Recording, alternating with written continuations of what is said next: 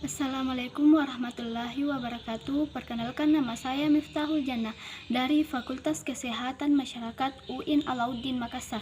Nah, di sini saya akan menjelaskan tentang sistem reproduksi pada manusia.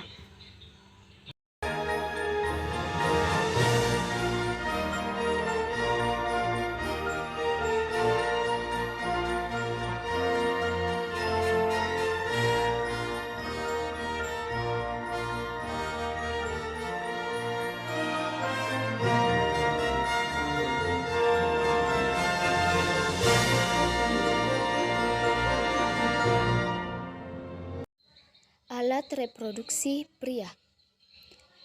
Sperma disimpan dan diproduksi pada alat reproduksi pria. Di sini kita dapat melihat alat reproduksi pada pria. Testis atau buah sakar, penis atau batang sakar, uretra atau saluran kencing, vas deferens atau saluran benih, kelenjar, prostat, vesikel seminalis atau kantung mani. Dalam testis terdapat apa yang disebut dengan tubulus seminiferus. Tubulus seminiferus adalah organ yang memproduksi sperma. Ovarium wanita hanya memproduksi 1 telur setiap bulan, sementara tubulus seminiferus pria memproduksi lebih dari 12 miliar sperma setiap bulan. Sebagian di atas tubulus seminiferus adalah epididemis. Sperma berkumpul ke epididemis untuk didewasakan. Proses ini berlangsung selama 20 hari sebelum terjadi hubungan seksual. Penis diterisi dengan darah dan berereksi, lalu dengan rangsangan yang cukup, proses ejakulasi dimulai. Pada puncak senggama akan terjadi pancaran air mani yang membawa sel sperma. Dari epididemis, sel sperma akan mengalir ke atas menuju ampula, yaitu bagian terluas pada ujung saluran benih. Ampula akan bermuara pada saluran kencing yang memiliki katup. Katup akan terbuka pada puncak senggama sehingga air mani akan keluar melalui saluran kencing dari tubuh. Alat reproduksi wanita atau alat kelamin wanita.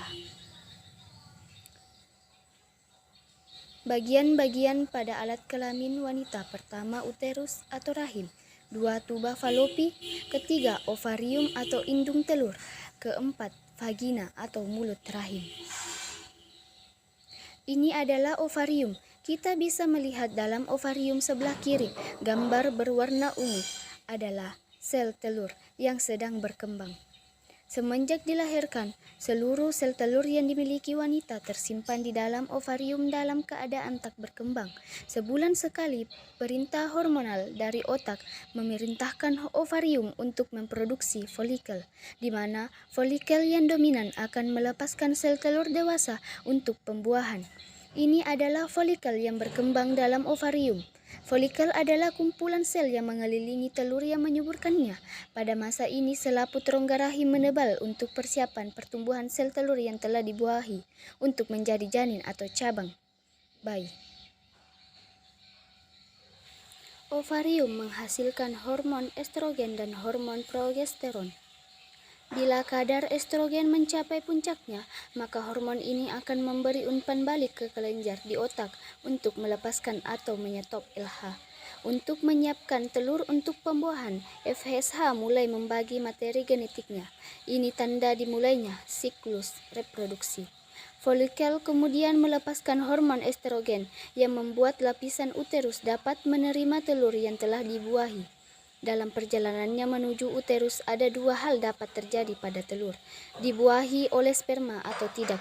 Jika terbuahi, biasanya terjadi di tuba falopi. Dari situ telur menuju uterus dan tertanam dalam dinding lapisan uterus untuk menyuburkan dirinya. Jika telur tidak dibuahi dalam waktu 24 jam setelah keluar dari ovarium, ia berhenti berkembang dan hancur sebelum mencapai uterus. Sebagai gantinya, uterus mengeluarkan lapisannya dalam bentuk menstruasi selama 4-5 hari.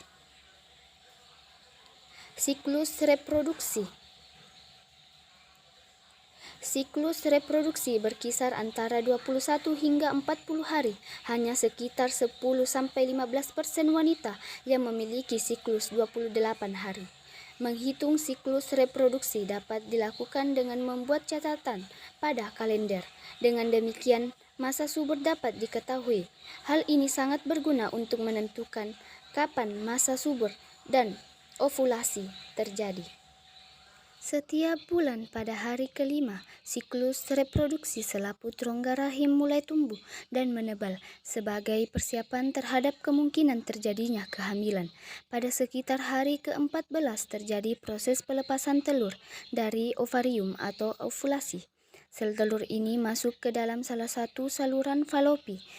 Dan jika saat ini ada sperma yang masuk, maka terjadilah pembuahan. Jika terjadi pembuahan, sel telur yang telah dibuahi akan masuk ke rahim dan tumbuh menjadi janin. Pada sekitar hari ke-28, jika tidak terjadi pembuahan, lapisan rongga rahim meluruh dan terjadi siklus menstruasi berikutnya. Pembuahan. Jutaan sperma dilepaskan dalam satu kali ejakulasi saat puncak senggama. Setelah dipancarkan ke dalam mulut rahim, sel sperma bergerak ke dalam rongga rahim dan saluran telur untuk mencapai sel telur yang matang dan siap dibuahi. Dari jutaan sperma yang dipancarkan, hanya beberapa yang bertahan hidup mencapai indung telur, dan hanya satu yang akan bertahan hidup untuk mencapai indung telur. Sperma kemudian mempenetrasi dinding sel telur, kemudian mengkombinasikan materi genetiknya dengan sel telur dengan proses yang disebut pembuahan. Kehamilan. 3 bulan pertama kehamilan terjadi selama 14 minggu dari 40 minggu masa kehamilan. Pada masa ini, wanita mengalami berbagai perubahan emosi yang dikarenakan perubahan hormon pada tubuhnya, dan pada saat ini pula sering terjadi mual-mual. Pada minggu pertama, hampir seluruh organ internal janin telah terbentuk. Janin mulai mengepal, bahkan sudah dapat sedikit bergerak. 3 bulan kedua minggu ke-15 atau minggu sampai ke minggu 27 kehamilan, wanita mulai mengalami gejala sesak napas. Pertumbuhan janin di perut mulai terlihat, muncul kerut dikarenakan membesarnya kandungan. Pertumbuhan janin paling cepat di minggu ini. Tangan dan kaki janin bertumbuh semakin kuat, gerakan janin semakin dapat dirasakan ibu yang mengandung. Walau organ janin telah hampir terbentuk, paru-parunya masih harus berkembang. Janin bertambah besar dan berat. Pada 3 minggu terakhir, minggu ke-28 sampai 40, bayi dan paru-parunya terus berkembang. Sulit bagi wanita untuk memilih posisi yang nyaman pada saat tidur atau terbangun pada usia kehamilan ini. Pada akhir minggu ke-40, bayi terdorong ke bawah. Hal ini merupakan tanda persalinan akan dimulai. Kelahiran.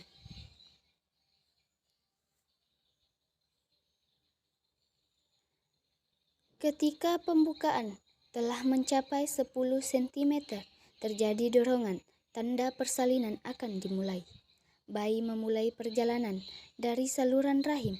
Saat kepala bayi mulai berputar, ia dapat saja terluka ketika menuju ke bawah saluran rahim yang sempit pembukanya. Tulang kepala bayi memiliki ruang yang bernama fontanel, yang membuat kepala bayi memanjang dan cukup untuk keluar melalui saluran rahim. Kepala dan pundak bayi disanggah, sementara bagian tubuh lainnya keluar dengan mudah. Ketika keluar, kepala bayi secara otomatis kembali ke ukuran normalnya. Ini adalah proses oogenesis. Oogenesis adalah proses pembentukan sel telur pada sistem reproduksi wanita. Proses tersebut terjadi melalui 3 tahap, yaitu tahap penggandaan, kedua tahap pertumbuhan, dan ketiga tahap pematangan. Tahap pertama, tahap penggandaan, terjadi dalam ovarium janin ketika masih dalam kandungan. Pada tahap penggandaan, sel primordial mengalami pembelahan mitosis, membentuk oogonia yang bersifat diploid. Tahap kedua, tahap pertumbuhan, terjadi pada ovarium bayi. Pada tahap pertumbuhan, oogonium mengalami pembelahan mitosis, membentuk oosit primer atau diploid. Oosit primer berada dalam keadaan dorman atau istirahat sampai anak perempuan mengalami masa puber. Tahap ketiga, tahap pematangan dimulai pada masa puber. Pada masa puber terjadi perubahan hormonal dalam tubuh anak perempuan. Perubahan tersebut mengakibatkan oosit primer membelah secara meiosis 1 menghasilkan oosit sekunder berukuran besar dan badan polar 1 berukuran kecil. Nah, ini adalah spermatogenesis. Spermatogenesis adalah proses pembentukan sperma pada pria dengan cara pembelahan mitosis dan meiosis. Spermatogenesis pada sperma biasa terjadi di tubulus seminiferus atau testis, sedangkan tempat menyimpan sperma sementara terletak di vas deferens. Spermatogenium. Spermatogenium adalah tahap pertama pada spermatogenesis yang dihasilkan oleh testis. Spermatogenium terdiri dari 46 kromosom bersifat 2N atau diploid. 2. Spermatosit primer. Spermatosit primer adalah hasil mitosis dari spermatogenium. Pada tahap ini tidak terjadi pembelahan, melainkan pendewasaan. Spermatosit primer terdiri dari 46 kromosom dan bersifat 2N. 3. Spermatosit sekunder.